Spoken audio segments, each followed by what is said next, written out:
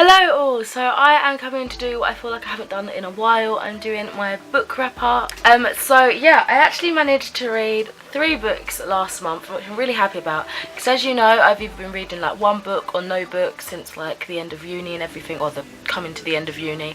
I feel like I've just neglected my reading, obviously prioritising things, but yeah, so I wanted to do some reviews on the books that I read.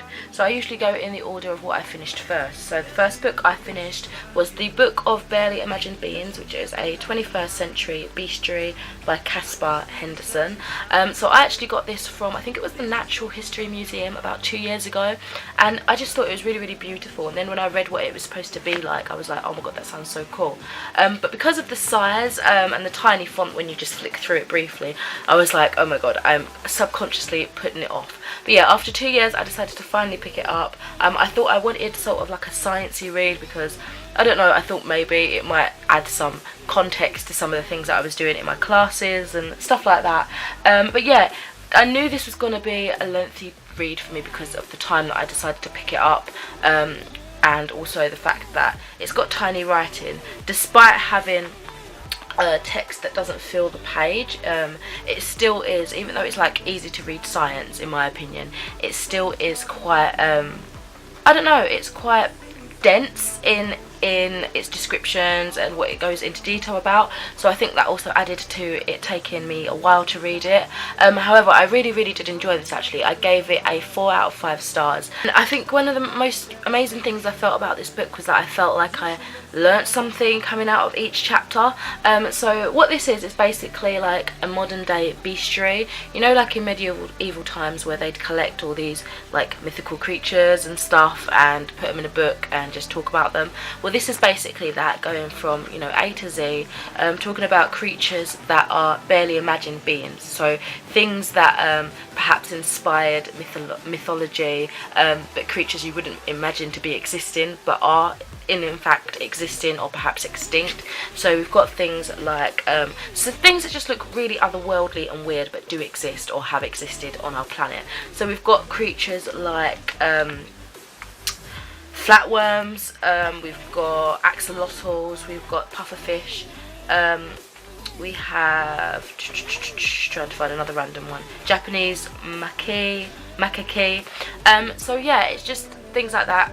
It's a little study on facts about information on them. What I did find though was there was a lot of sea creatures, and that kind of makes sense because the sea creatures is like, one, in my opinion, just like space was a long time ago and still is to some degree today, it's one of those unknown things. So there's so much of the sea that we haven't explored yet. So a lot of the creatures that we do discover from the depths look really strange and alien and unique, you know. So it makes sense that a lot of the creatures showcased in this book were from the sea, so I thought that was interesting.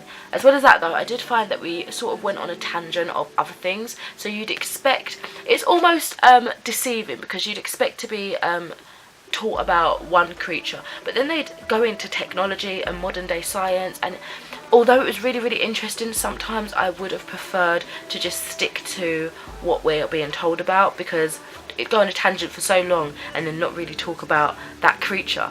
And in my mind I did think in some cases, how is he going to talk about this creature for this many pages?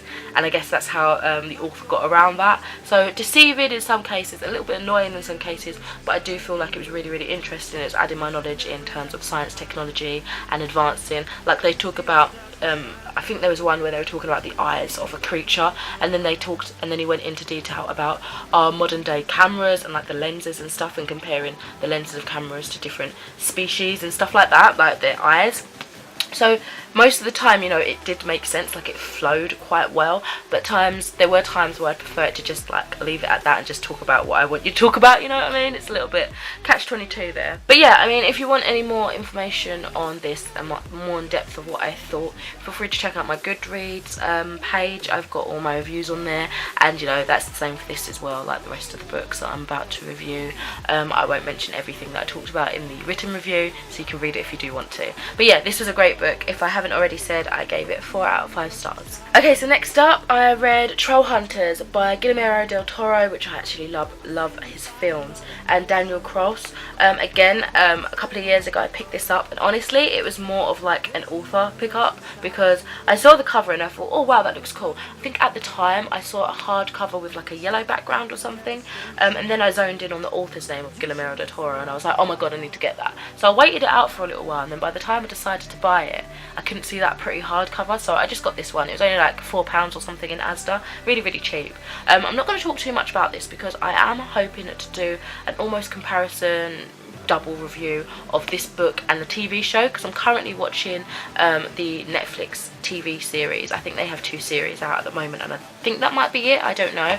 But yeah, I'm hoping to do like a little review bundled together of them too. But just so you know what this is about, so we're following a character called Jim Sturgis, and he's almost living in his father's fear, because there was this thing that happened many years ago when his father was a child called the milk epidemic, the milk box epidemic. A load of children were getting basically kidnapped or abducted, just going missing in this particular year, and it scarred Jim's dad for life basically, because his brother was one of the children that went missing, and obviously from the title it has something to do with trolls. So yeah, we're following him as this epidemic, I think, is basically sort of starting again at a slower pace, and Jim's just thrown into this world that he never knew anything about. So it's a really interesting book. I did give it a 3.5 out of 5 stars. Will say I didn't enjoy it as much as I was expecting to enjoy it maybe, but it was still a really fun read. Again, I'll go more into detail hopefully in a video soon alongside a review of the TV series. I've just got to get that finished first before I can compile them together. And the last thing I read last month is the Goodnight Stories for Rebel Girls by, it's really difficult to find the author on here. Here we go, at the back. Elena Favilli and Francesca Cavallo. I hope I pronounced that right. So this is another one that I really was excited to read. I think it came out in 2017, so it's one of my like newer books that I've got to quicker, if that makes sense. I don't think I bought, yeah, I did buy it. No, I don't think I did buy it in 2017. I think I bought it early this year maybe. So this is like one of the fastest times I've read a book that I've bought recently. I usually kind of try and go through my backlog, which goes miserably. But anyway, so as you can imagine, this is literally Goodnight Stories of women that have rebelled against society and fought for their rights in many different ways. We've got stories about pirates, women pharaohs, we've got queens as well, we've got chefs, modern day people, people that you wouldn't expect to be able to achieve greatness, but they've gone through the stereotype and they've come out really strong and inspiring. So it's really cool in that respect, and it's also just a really beautiful book. Like, so we get basically like 2 pages of a person. So we have their story on one page and a beautiful illustration on the other side. The illustrations are created by 60 female artists from around the world, so there's quite a few styles in here that I started to recognise, because I was like, oh, that artist illustrated this woman and that artist illustrated that woman. So it's nice that I could see a collection. I could understand each artist's style after a while, which was really fun. And as well as that, even though everyone has a really unique art style itself, I don't feel like it was, I don't think it halted the writing or anything like that. I still think it flowed through the book really well, but it still highlighted the beauty and style of the illustrator. Enough of the illustrator now. The stories themselves were amazing. Like, I really did enjoy them. I ended up giving this a 4 out of 5 stars.